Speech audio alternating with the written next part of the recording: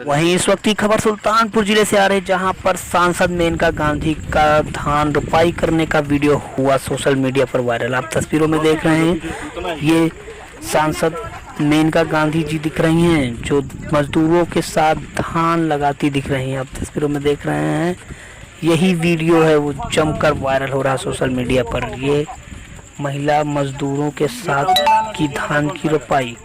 यह पूरा मामला जयसिंहपुर विधानसभा जासापुर का है पूरा मामला, जहां पर सांसद मेनका गांधी ने मजदूरों के साथ धान की रोपाई की।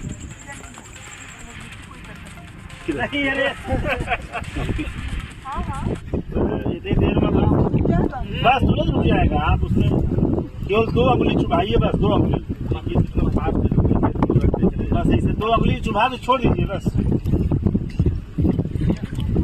छोड़ दीजिए, आप छोड़ दीजिए बस। माता जी एक बार इधर देखिए, इधर चुभाते हुए माता जी इधर थोड़ा एक बार देखिए, हाथ अंदर करिए।